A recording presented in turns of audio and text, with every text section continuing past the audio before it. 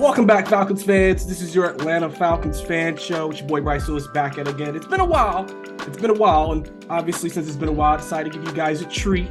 We have former Atlanta Falcons quarterback and color analyst for Atlanta Falcons Radio, Dave Archer, on the show today. Appreciate you coming on today, sir. How are you? Yeah, good to be with you, Bryce. Yeah, it's always fun to kind of chop up the year and really a lot of expectations coming up for this next season, and I guess we're going to dive into some of that stuff. Yeah, definitely. Falcons are currently, in a lot of rumors, obviously interviewing defensive coordinators, the quarterback situation. So we're gonna get into all that during this interview. Let's just go ahead and dive in, and let's start with just the season. Falcons, for the second year in a row, finished 7-10. Arthur Smith said in his press conference at the end of the year, he feels like this is a different 7-10 than last year's 7-10.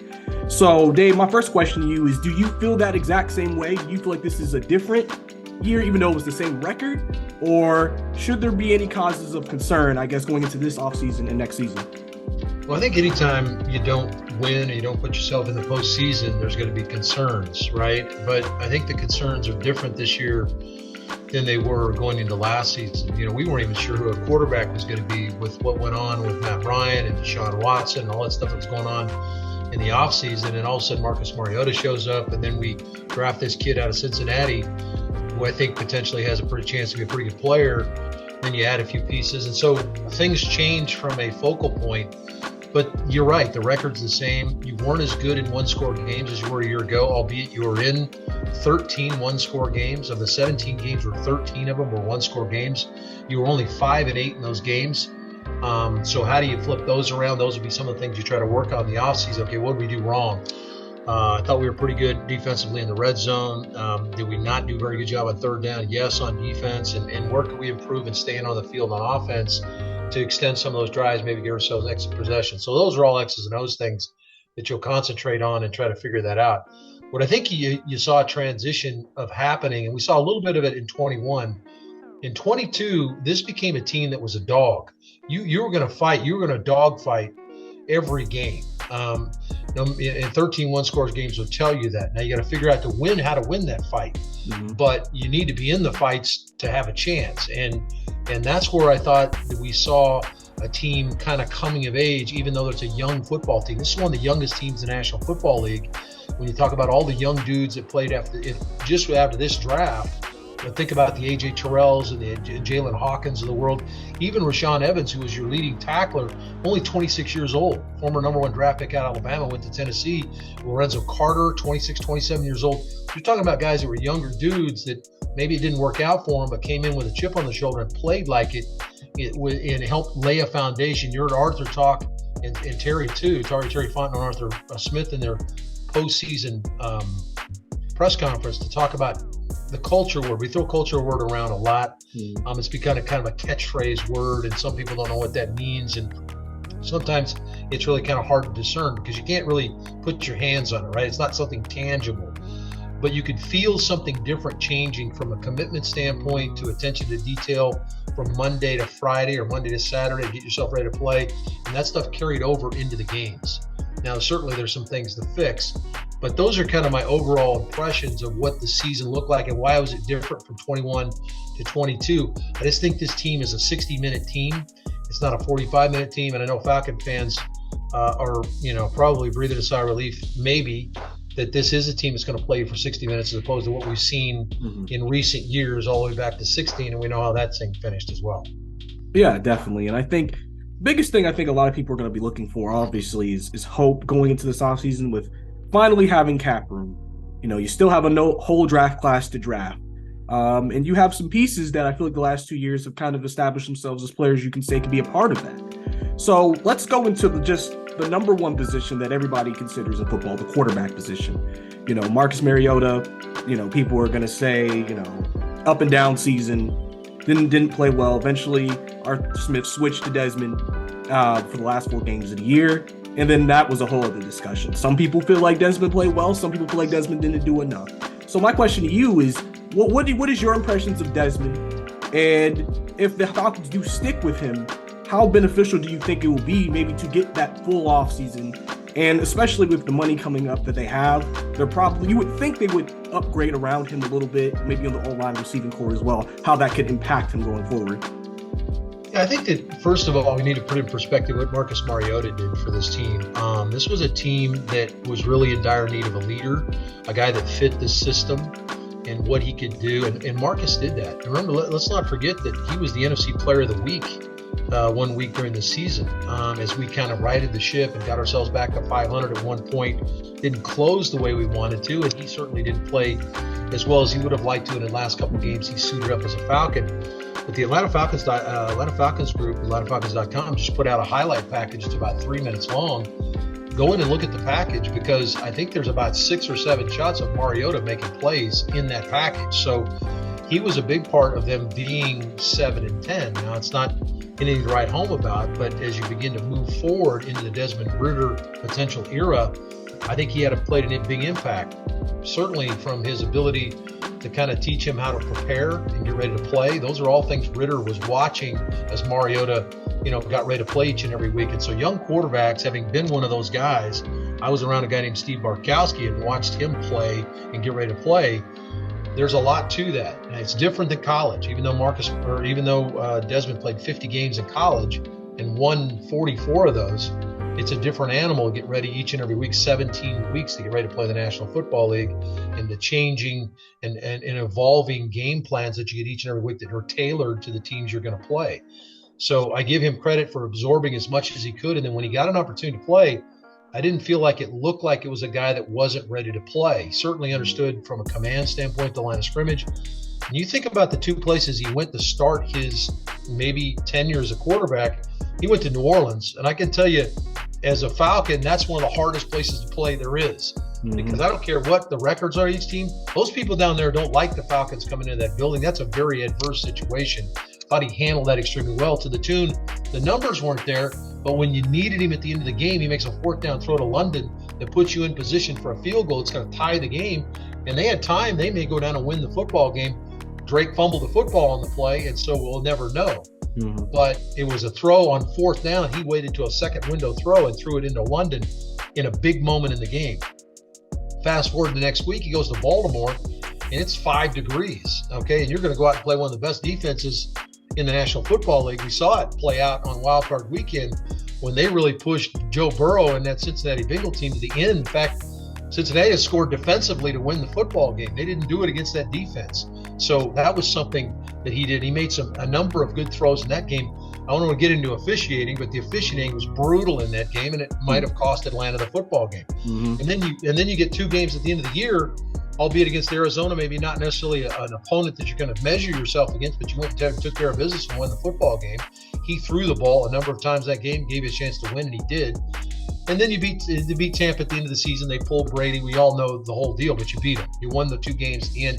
He's undefeated at home. Cincinnati, he went 26-0 as a starter.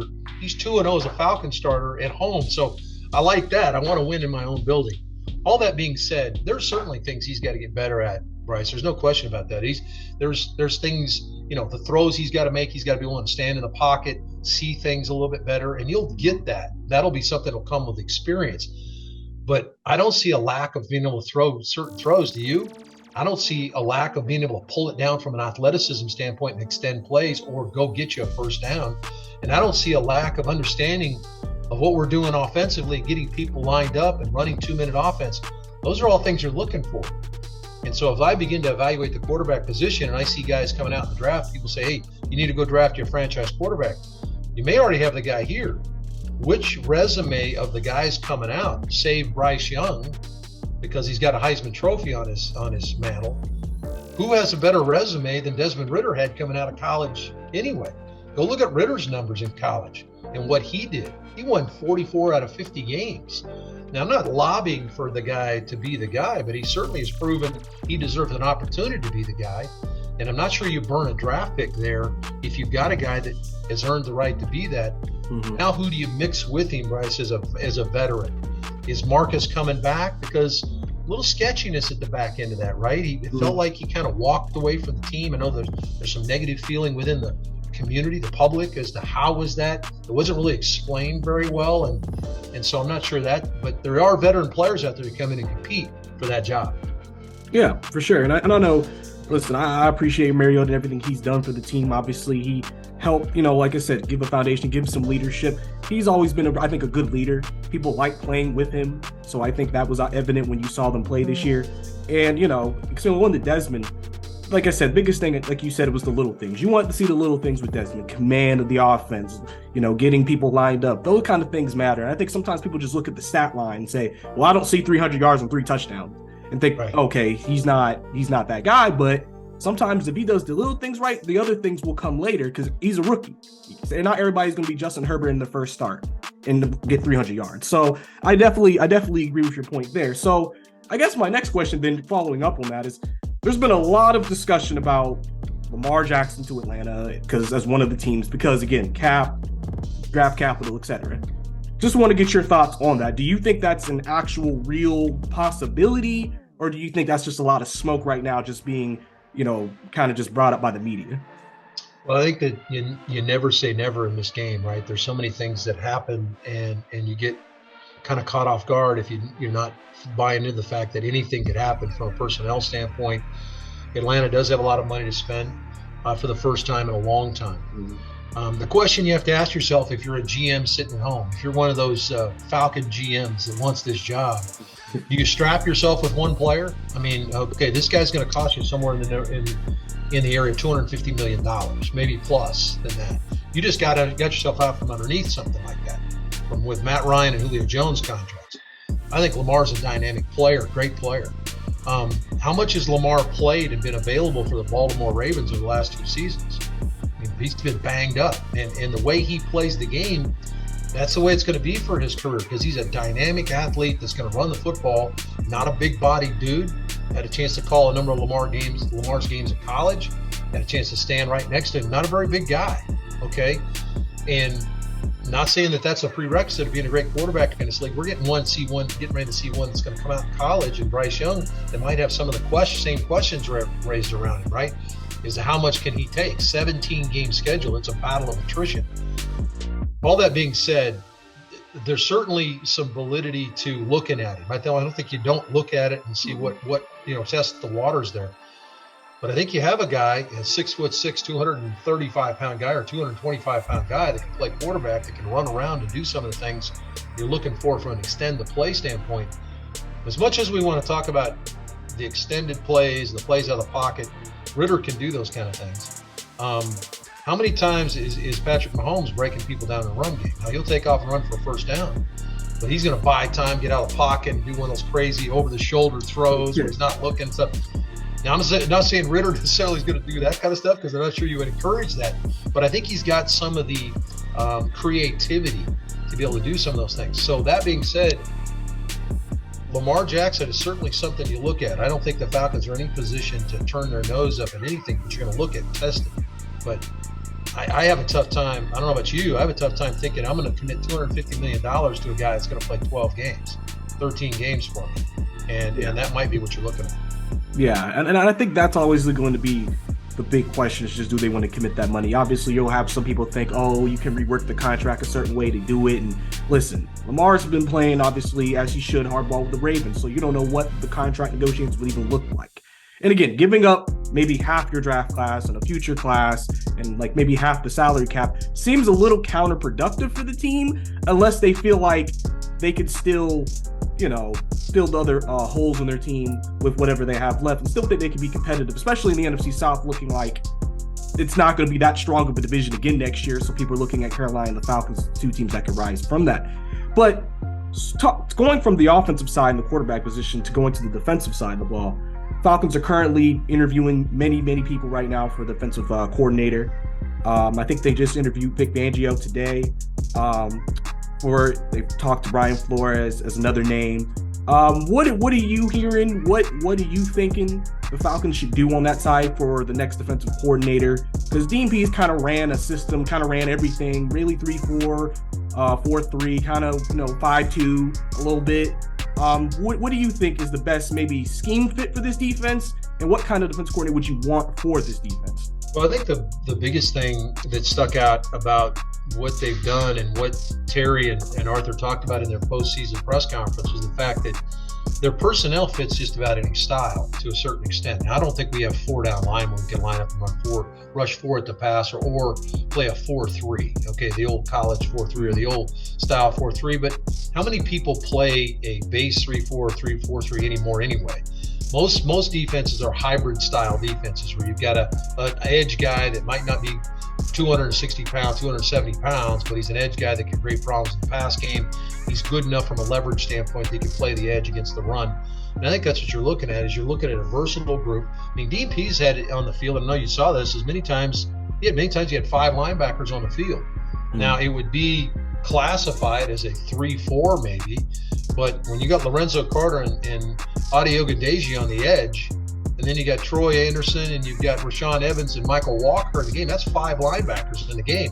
Guys that can run, guys that can drop off in coverage, and so it created some issues. Now, we're not dynamic enough up front interiorly. Now, Grady Jarrett's an outstanding player.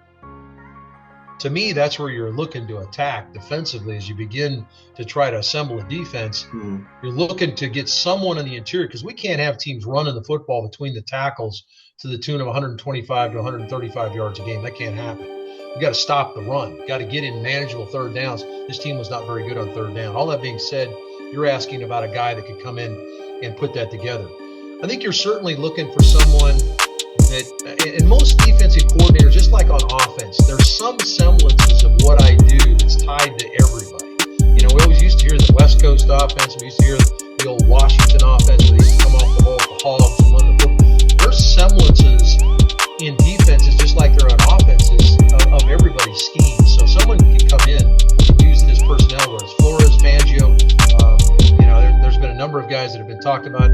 I know Gerard Mayo's been talked about, the linebacker coach in New England. In fact, he's being sought after so much that New England's trying to re-up him, get him paid as a position coach, unlike most position coaches are paid. So I think there's a number of names out there, but what I like about it is that they're testing all the waters. Now, we saw Coach Schwartz come off the table, I think, to Cleveland. Mm-hmm. He's going to go sign in Cleveland. He was another guy that I think you looked at from a defensive coordinator standpoint. But I don't think there's one name that you're locked into right now. Certainly I'm not. I'll be interested to see how they feel like these guys, when they come in and interview and sit down, they're going to say, okay, here's our roster right now. Now we're going to add to it, hopefully, through draft and free agency. But what would you do with this group differently than what we did? And what do you see are telltale signs that we can improve defensively or against the run, or defensively on third down and against the run? That's kind of where that interview process is going to play out. Yeah, and I know that, this defense, obviously, I feel like it was much maligned, but I also said this. I think over the last 5 or 6 games of the season, for the most part, they were holding teams to 17, 19, 21, 22. And in today's league, that's good enough to win. It's just the offense wasn't clicking at the end of the year. Absolutely. And so I think Pease kind of established a bend but don't break kind of a defense. Even with all the lack of pass rush, things like that were issues, and I think he did an admirable job. And I think it's setting up for whoever comes in, if they find the right person for the defense and they add talent.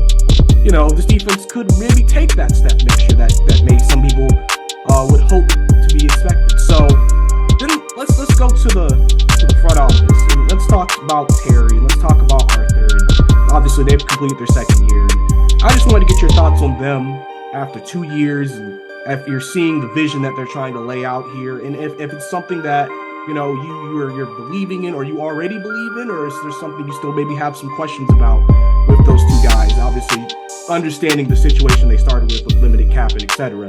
to now going into a big offseason. Well, I think that from an acquisition of a player standpoint, from Terry's perspective, and certainly Arthur's contributed there. I'm sure scouts and coaches have looked at guys and stuff, but ultimately those two guys are making a decision. I think Terry's done a pretty good job of fitting with the money they had available in 21 and 22, what they were able to add. Rashaan Evans comes in as your leading tackler. You had the issues with Deion Jones, who's been a really good player. How do you refit that? Well, you got a linebacker that runs and hits and makes plays, and certainly makes tackles.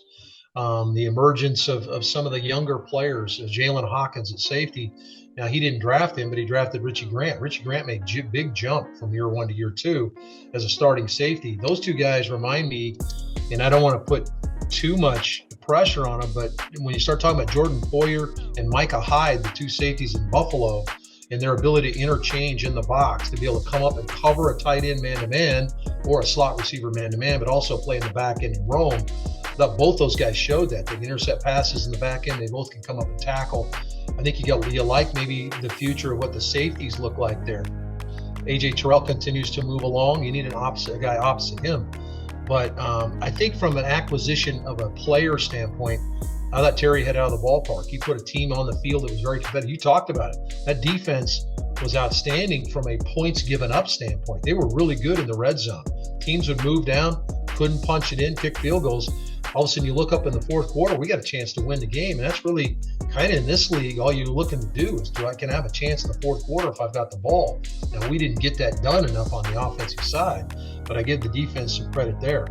So player acquisition based on a little bit of being handcuffed, I thought he did a pretty good job. As far as the culture and the attitude of this team, this is a tougher football team, right? So it's a much tougher team. It's not a team that's willing to bend to your will. They're going to fight you, and I think there has to be some of that. They play for one another. A lot of coaches talk about, this team cares about each other. They play for one another.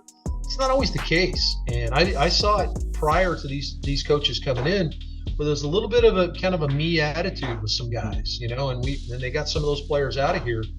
But this team really seems to dig being around one another and preparing. And that's where you're going to win a lot of your games, is from Monday to Saturday. How hard am I working in practice? Grady Jarrett's a great leader there as to how he goes about his business, and guys follow suit there. So I like the direction it's going, to answer your question, and I like what the two pieces are going to come together. Now, this is a big year for them, because they got money to spend. You talked about that, and they've added draft picks. I mean, Tyler Algier, home run, fifth round draft pick, home run. Okay, not a lot of fifth round draft picks coming to do him. Grady Jarrett, fifth round draft pick. So I look back in the day. So we've been pretty good in the back end of the draft. But you love London. You love that Pitts could come back and be a dude. So those are two guys. I know a lot of people want to draft defense. And I'll be honest with you, I'll be surprised if they don't draft defense in this draft to begin the draft. And speaking of the draft, and also free agency, obviously with the amount of cap room they have, you're obviously going to assume they're going to spend some money in free agency. But do you expect them to be just very ultra aggressive? Or do you still expect them to kind of be like, we want certain guys, but we're not maybe going to overpay, or we're not going to, get ourselves into bidding wars with other teams, just because, again, you don't want to put yourself back in that same situation that you were just coming out of with the salary cap? Yeah, I think it's the latter, Bryce, no question about it. When you start thinking about, we just talked about Lamar Jackson, that puts you kind of up against it if you spend that kind of money. What do I do other places? And you can tailor it over a 5 or 6 year deal and how much money's being paid out. Still, that money's got to come off the books. And so how much does that hamstring me being able to go out and get a top flight defensive tackle, or to get another corner, a top flight corner, if I want free agent corner to come in and play opposite A.J. Terrell. And I know we got Casey Hayward come back. He's going into his 12th year in the league. You're looking to get a little bit younger there, a little bit more, a little bit more aggressive and a better player over there. Yeah, probably are. So that's going to take some cash to be able to do that. And I think they will be really responsible. And I thought that's what you were going to there at the end and asking the question of the two options. I think there'll be a very conscious decision to make sure they spend properly, the money's divided properly. But if they've got a guy that's a defensive tackle, they're going to go pay the premium number, whatever that number dictates. And so I think there's going to be a combination of the two, but I think it'll be a very calculated conversation. Those first 3 or 4 days of free agency usually are fairly telling. Atlanta's been pretty good in the back end of that free agent. Next week, they've done a really good job of adding players too. So don't think that the one player or two players they add in the first 2 or 3 days, that's going to satisfy this team, because I think you and I both agree that this team's not one player away from being, in the mix to potentially go back to the Super Bowl or be a factor in postseason. You're going to have to add a number of players that fit what you want to do. And that's another part of it, is fitting what they put together, guys that come in and aren't going to disrupt the plan. Yeah, and then I think, too, that's another reason why I've kind of made the argument when it comes to Desmond as well. It's just, he's on a third round rookie deal. He doesn't cost you anything. So you pretty much can just build around. You don't have to worry about him until years down the line if he works out. And even if he doesn't work out, he's not hard to move off of. So you have flexibility. And I think that's the biggest thing I think this regime would want is flexibility. So another person on the Falcons who actually is coming up on a contract year, Caleb McGarrett. He had a pretty solid year this year as a right tackle. Pro Football Focus, I think, rated him, the top right tackle, or at least top 2, top 3 right tackle this year. He had a bad third year, bounced back. And I think you want to see that. And people forget his first year, he wasn't terrible, but he had injuries. His second year wasn't bad either. It's just his third year was just, it kind of seemed like what happened, and then he bounced back. So what are your thoughts on the Falcons re-signing him? Do you think pay him, or do you maybe look outside just to see what other options could be out there at right tackle? Well, I think you approach him and see what his thought process is. I think that got to remember there's probably a bit of a chip on his shoulder. Atlanta didn't pick up his 5th-year option as a first-round draft pick, so they picked up Lindstrom's. Lindstrom's standing right now, was lined up right next to him. They readily picked his up, and rightly so. But McGarry, as you just talked about, had not performed at the level his first 3 seasons that would warrant you doing that. So they gambled a little bit, maybe put a little burr under his saddle, and he did a really good job of responding. Those guys aren't growing on trees, Bryce. To find guys that can play in the league, how many guys, even teams that are in the playoffs right now, how many teams are struggling to mix and match? The Cowboys bumped their left tackle to guard and put 41-year-old Jason Peters in at left tackle to try to shore up that side, pulled Connor McGovern out of there. Now, Peters ended up getting hurt and they had to bump Tyron Smith back outside, and then they put McGovern back in. But that's what you're doing. These are teams that were double-digit win teams that are trying to jockey. If you've got a dude that can play, then that's where you're going to have to dedicate some money. Now, what's that number look like? I couldn't even dream to think what offensive tackles are getting right now, but it's a good chunk of change. You just don't want to blow a bunch of money. But what is blowing money? If I've got a guy who can play right tackle, am I actually blowing money, or am I spending it wisely to get a guy come back to knows my system and has earned the right to make some of that cash?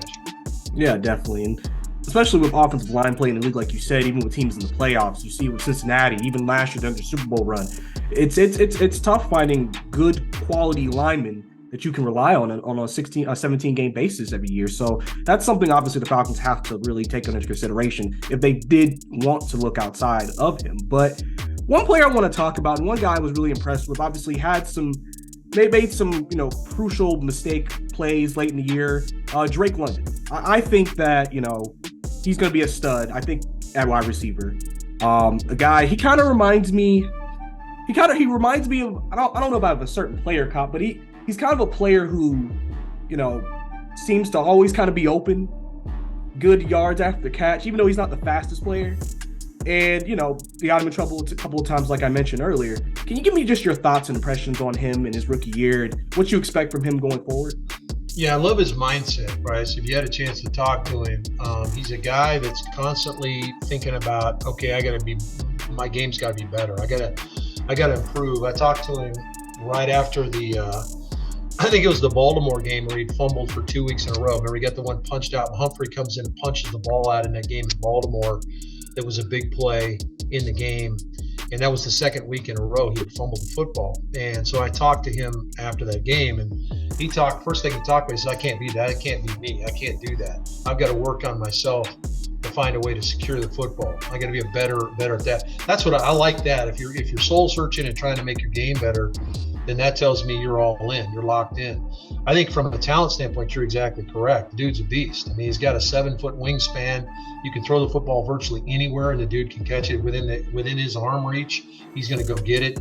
He doesn't shy away from balls. You throw balls in the middle where he's got to elevate and go get it. He's going to go get it. He's got to take a shot to do that. And I think he's going to continue to get better as he kind of gets the feel for how teams are trying to play him. Because whenever you play in some of these skill positions, you get certain looks, and then the look will change, and so it might be different. So he's got to grow in that. Didn't play a ton in college. If you go back and look at his days, played only 8 or 9 games. His last year at USC, hurt the foot or the ankle and was out.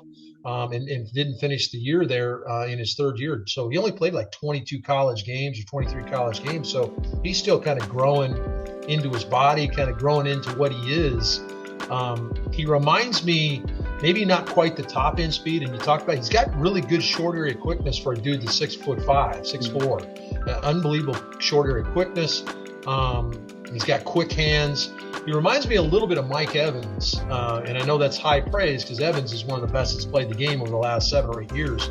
I don't know that he has Evans's top end speed, but from a catch radius standpoint, a willingness to go get the football, a guy that has it could be a high volume catch guy.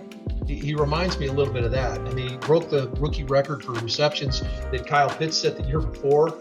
I think he got one more than Kyle got. He got 69 receptions this year. So I would expect that to be probably 30 more catches next year for him as we get more into a passing game. Because remember, his opportunities were limited. This might have been a 1,000-yard receiver had there been more opportunities for him at the beginning of the year to throw the football. We just didn't throw it as much, and there weren't as many multifaceted routes that we ran. We ran a lot of 2-man routes, 3-man routes, where he didn't necessarily get the opportunity. So, but I think this guy is the limit for him. He's a good player.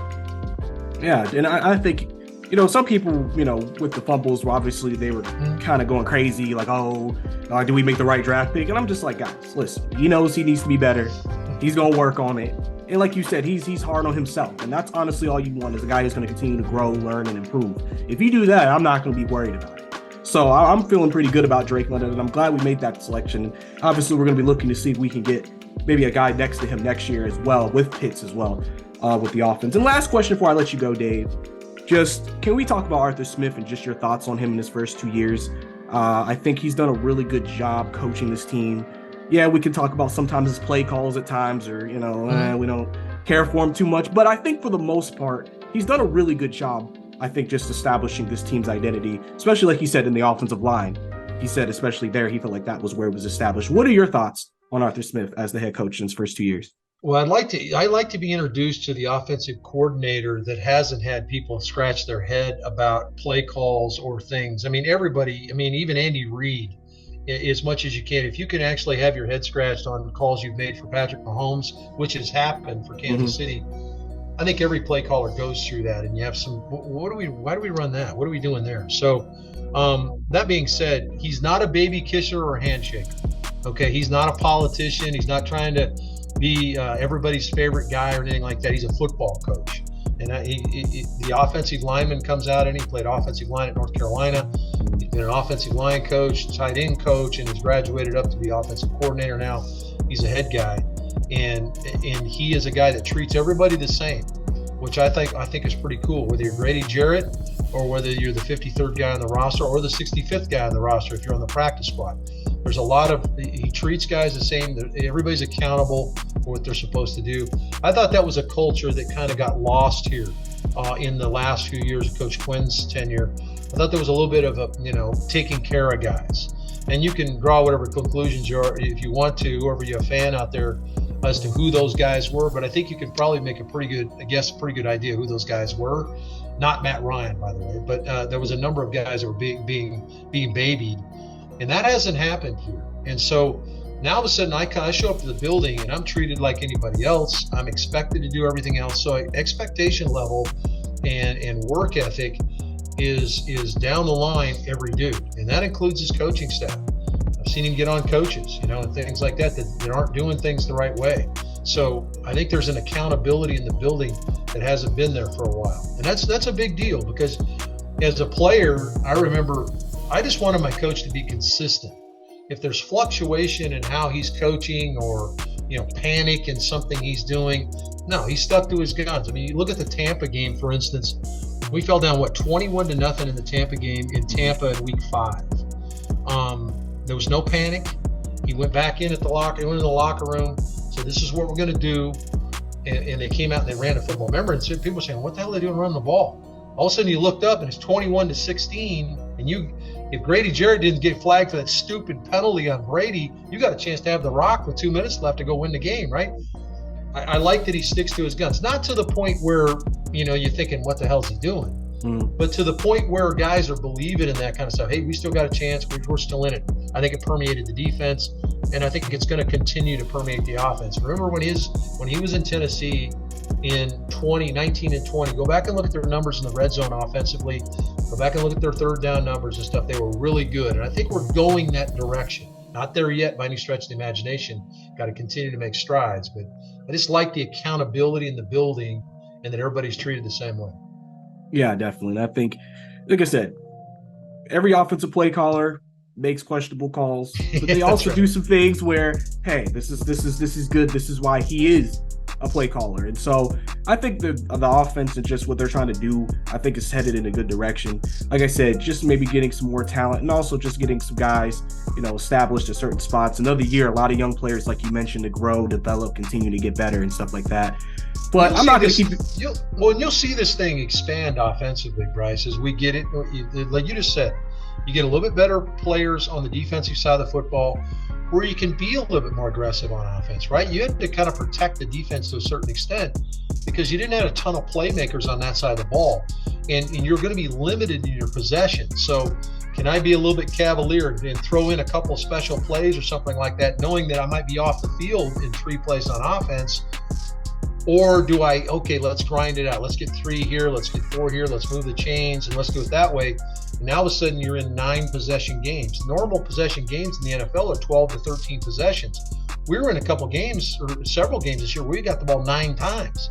I mean, that's limited in the opportunity. So as we get better personnel, and let's hope this season that happens, and I know you'll continue to talk about it here on your podcast, that there's better things coming from a personnel standpoint that's going to give you other opportunities offensively and defensively from a play call standpoint. Yeah, definitely. And I look forward to that. I look forward to this offseason. I look forward to just seeing what this team turns into and what the true, vision of this team and the roster and what they want kind of comes together as this offseason goes on. But like I said, Dave, I'm not going to keep you any longer. I appreciate you coming on to the show, man. Let people know where they can find you and listen to you. Yeah, I mean, we're on AtlantaFalcons.com, and we'll be putting out a ton of information there. The Ticketmaster Studios just came online. $15 million building in Atlanta added to their facility in Flowery Branch. Going to have a lot of content on AtlantaFalcons.com. Watch for it there. Obviously, 92.9 The Game here locally in Atlanta is the flagship for the Falcons, and we'll continue to put stuff out over the Atlanta Falcon Radio Network. But if you want to hit me up, ArcherQB16 on Twitter. I'll try to respond. I'm not great about that. I'm more using that as a news factor. But if you want to hit me with a question or two, I'll try to hit you back. But look for Bryce to answer all your questions. He's got it all locked down. Appreciate you, Dave. Appreciate you. But yeah, guys, this was your Atlanta Falcons fan show. Glad to have you guys back in for this great discussion with former Falcons quarterback Dave Archer. We'll see you next time.